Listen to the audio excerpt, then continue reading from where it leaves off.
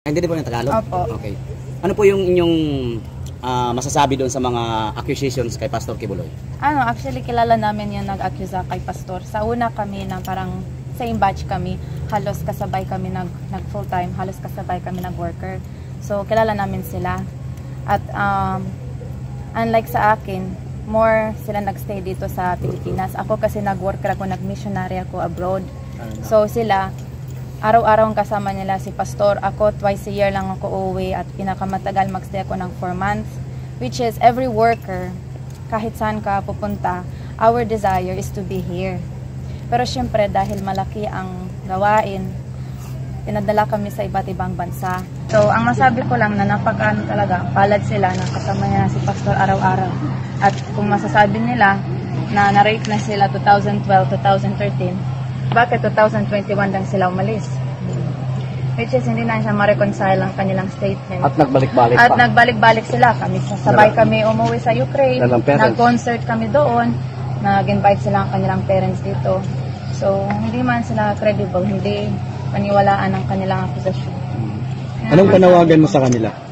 Wala kami connection. Actually, nakakapagtaka kami na ano naman sila.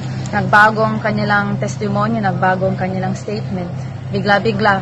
Tapos, copy-paste ang mga statement nila.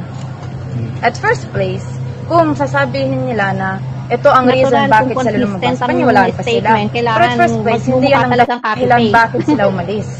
Ano pa ang dahilan, ma'am? Iba-iba, nang gusto nila magkaroon ng pamilya, ayaw nila ng buhay ng missionary, ganyan. Gusto nila makipag-boyfriend, mag-lakwatsa sa labas.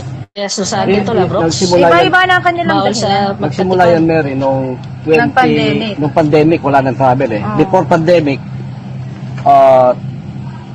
every year nagta-travel tayo eh. All over the world eh. So they are with us. Nung nagta-travel kami, masaya. Punta ka ng Hong Kong, punta ka ng Amerika, punta ka ng iba't iba. Masaya. At saka, 5-star hotel, 5-star ang pagkain, lahat. Masaya yung, yung pandemic, stop na. Wala na. Doon medyo, nakita ko nagbago na yung nila, temperament nila. Kasi, siguro sabi lang malungkot ng buhay dito. Hindi man makalabas, hindi makaklakawat siya sa mall, hindi man magawa ng gusto nilang gawin siguro. So, yun pag-uwi nila, umalis na sila sa ministry. Pero hindi yan ang dahilan bakit sila umalis. Kasi kung yan ang dahilan, bakit na lang sila umalis ng 2013, 2012, nangyari yun. Araw-araw kasama nila si Pastor, nasasabihin nila rapist. Nakakaloka naman. Mabulitin ko na po yung tanong. Ilang taon po kayo nung napasok po dito?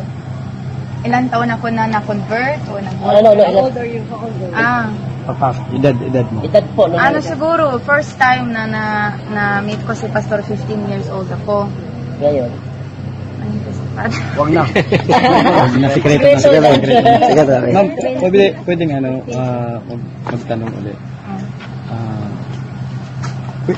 Ano ang panawagan mo sa maraming Pilipino na naguhusga ngayon kay Pastor Kibuloy? Ang witnesses na galing dito, kami mga worker, kilala kami sa kanila. So, dapat, para maging fair, pakinggan both sides. So, we've heard their testimonies. Bakit hindi nila nalang mag-introduce at mag-invite na taga dito na mga workers na ilang dekada, mga faithful workers sa kingdom, para maging fair ang laban. At alam na namin, sa kanilang statements, hindi man sila ma-reconcile ang kanilang statements. At tinatago nila ng identity nila, nakilala naman namin sila. So, para maging fair, dapat pakinggan din kami.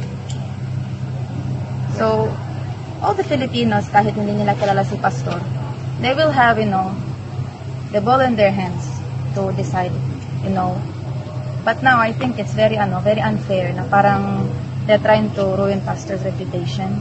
At nakikita namin yun sa mga video, sa Congress, sa testimony ng mga alias na yan.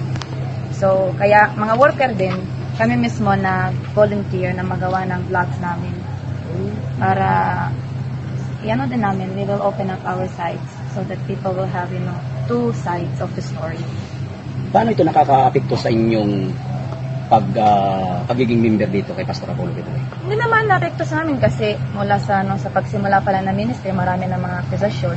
Lalo na yun na global at very blessed talaga ang ministry.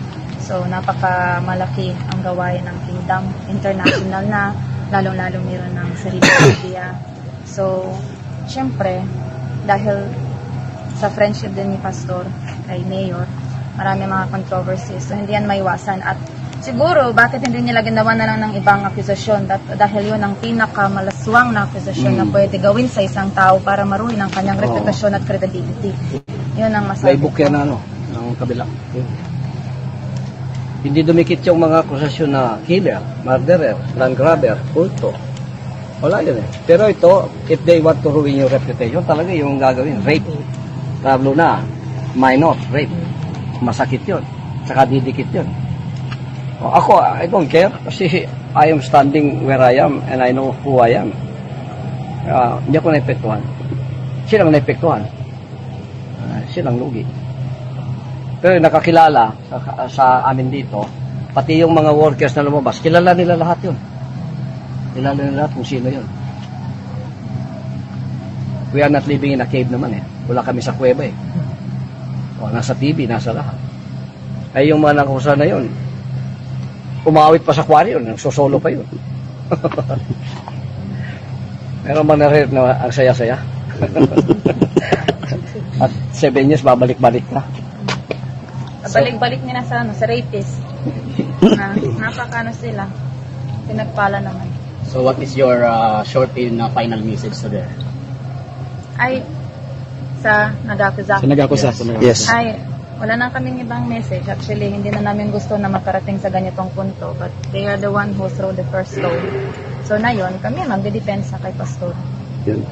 Na dapat malalaman talaga ng both sides of the story. At kung gusto nila if they want justice, then bring it to the court. That's the right place for them to receive justice.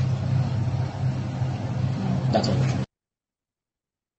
9 months kung dumating dito. Sophia, how old were you? 3 years old. 3. How old are you now? 13. Grabe, ang babata, So, ginugroom 10 na sila. years na dito. Shenya, 3. 3 years old Yeah. also. Now you are 14. 14. Ruslan. 7 po. Marunong na mag-Bisaya to, Pastor? Marunong Bisaya? This is the Come here. sa Natasha. This is This is the mother of the twin. They are twins. Alright. Anton and Antonia. They are now in GMC. All of them are studying at GMC. thank you, Pastor, for all of these years that they studied here for Yeah. your love and care about us. And that's the mother of where's Katya? Katya sleep. Sleep. Sorry. Her daughter is named Katya. So, dito sila nakatira. Para sa kanila exclusive para sa kanila. How's everything? Okay, good. You have dinner na? Say hi to the vlog. Where's Mary? Mary's not here? She's in GMC or Pasenda?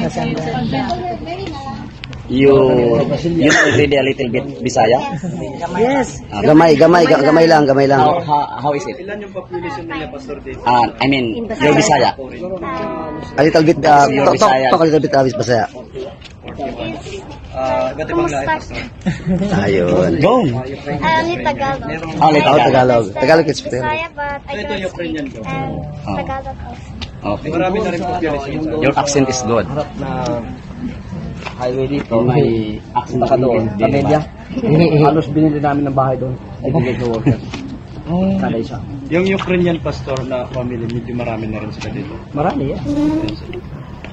Kasama yung mga magulang nila, hindi Oh. lang yung mga anak. Hindi. Paano po kina-qualify po ninyo sila na pwede silang pumunta dito sa Kingdom of Jesus? Basta ni-recommend nung Ukrainian kingdom doon sa America, sa Ukraine, papunta dito. So, i-bet namin. Kung bet sila, anong purpose? Mag-aral. Anong purpose? Maging worker. So, yan. Yan. Pakita namin sa kanila naman. Naghihirap sila sa pagkain. Pero ngayon, naka-adjust na sila. Kagalasan. paksiw na rin sila ngayon. Kumakain na rin ng paksiw. Kumakain na rin ng paksiw. Kumakain na ng paksiw. Yun ang paksiw. Do you now enjoy Filipino food, no? What's your favorite Filipino food? Adobo. Umba. What is it? Katya. Katya. Kami. That's the mother. Sister Marina. That's the daughter, Katya. How old are you now, Katya? 16. When you came, how old were you? 7. Pastor, yung food nila, libre lahat. Libre lahat yan. Basta nakatira ka dito. Libre lahat. Oo. 45 sacks a day ang niluluto namin dito. Hindi ko pa kayo nadala doon sa mess hall namin eh. Lapit na yun, sabi ng Kingdom. Pastor, yung ano yung mga parents nila ng mga tungkulin nila rin. Worker din, sila sa GMC, meron silang kantin doon. Nagpa-fundraising sila sa kantin kasi captured market na yung GMC. Ang mga bata nag-aaral. Pero nag-involve din sila sa youth activities. Both in school and in the kingdom. So, yung mga nagte-testify, alam din lahat. Kasi mga sinungaling yun. Pinayaran. So, thank you Thank you so much. Thanks so much. Thank you, guys. Let's go to Pasenda and sit there. Thank you, Pastor. If you want to order in McDonald's, just like before. Thank you. Courtesy. Alright. Thank you. Thank you.